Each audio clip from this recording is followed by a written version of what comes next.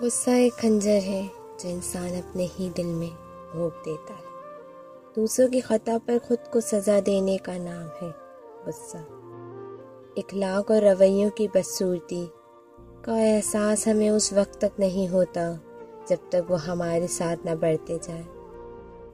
دوست وہ ہے اس دوستی کا حق دوست کی غیر موجودگی میں ادا کرے اور غیروں کی محفل میں اس کی عزت کی حفاظت کرے۔ اگر حق کو پہچان نہیں سکتے تو باطل کے تیروں پہ نظر رکھو، جہاں لگ رہے ہو وہی حق ہے۔ امید آدھی زندگی ہے اور مایوسی آدھی موت۔ نیک لوگوں کی صحبت سے ہمیشہ بھلائی ملتی ہے، کیونکہ ہوا پھولوں سے گزرتی ہے تو وہ بھی خوشبودار ہو جاتی ہے۔ اس غریبی سے پناہ مانگو جو مایوس کر دیتی ہے، اور اس مال سے پناہ مانگو جو مغرور کر دیتا ہے۔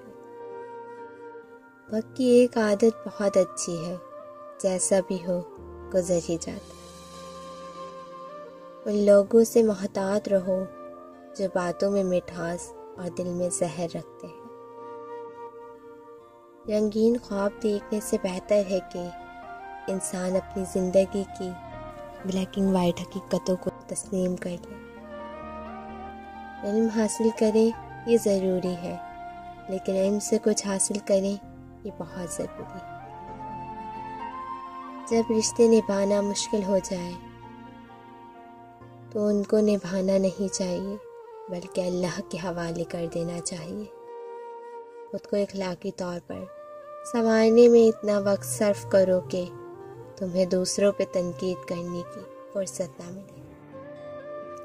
ہم اتنا زور اپنے آپ کو درست کرنے میں نہیں لگاتے جتنا زور دوسروں کو اپنے سے زیادہ غلط ثابت کرنے میں لگا دیتے۔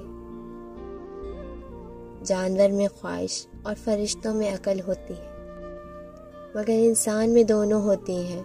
اگر وہ عقل کو دبا لے تو جانور، اگر خواہش کو دبا لے تو فرشتہ۔ دوسروں کو نصیحت کے پھول دیتے وقت خود ان کی خوشبو لینا نہ بھولیں۔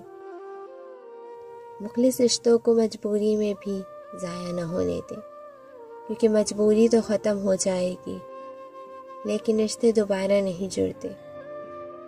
جس کام میں جتنی جلدی کرو گے اتنی ہی دیر ہوگی۔ اچھے نتیجے کے لیے صبر سے کام لینا ضروری ہے۔